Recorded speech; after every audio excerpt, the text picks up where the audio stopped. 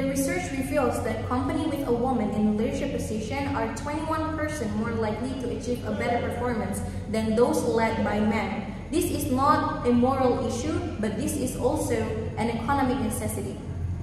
Good morning, everyone. My name is Apria Donel Indri. I am representing Material Engineering in Pemilihan Mahasiswa Berprestasi ITERA 2025. Not only a student, I'm also having a role as the first daughter in my family.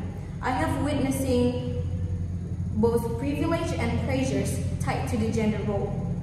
So today, I stand before you not only as a student or a daughter, but also as a person who committed to the world where gender equality is not an exception, but this is a norm. Gender equality is not a woman's issue, but this is a human issue. It's about ensuring that every person, regardless their gender, have ability and freedom to thrive without barriers or systemic discrimination. Although the law has been made, but inequalities still remain.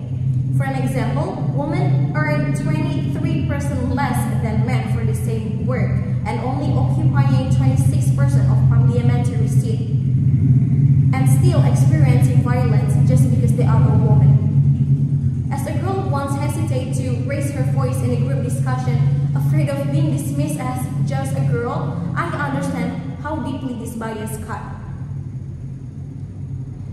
The society that prioritizing gender equality see stronger economic growth, healthier communities, and more resilient institutions.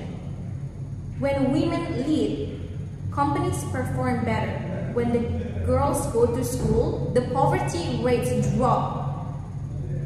However, reaching these points might breaking down some barriers and some norms that we have now, such as that caregiving is only woman's responsibility or a leadership is inherently associated with a masculinity.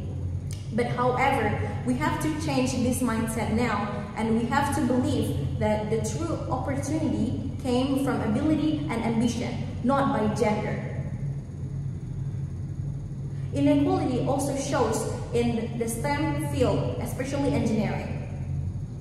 In engineering, women only making up about 28% of the workforce, not because they are not able or they are not talented enough, but this is because the stereotype and the lack of the role model.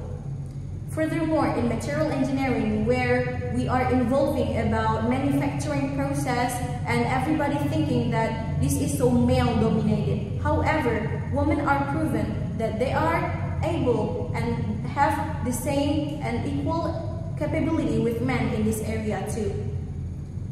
So, to eliminate and to end this inequality, we have to take some decisive steps. The first one, we have to ensure the quality education for all, especially for girls, because this is so crucial for reducing poverty and unlocking innovation.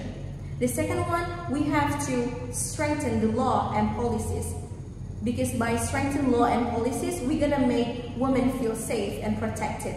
The third one, we have to achieve the equal representation in a leadership, because when women take action in decision-making process, the policy will reflect to the diverse need and perspective. The fourth one, we have to change the stereotype and expectation, how they dictate how men and women should behave and what role they should occupy. And lastly, we have to change this stereotype, because change begins with us. As a girl and as the first daughter in my family, I have learned that gender equality is not a rejecting tradition. It's about expanding what's possible for the next generation. So let's build the world where no one could telling us, you're just a girl or act like a man, where respect is universal and success isn't gendered. So together we stand and speak up until our voice heard. Thank you.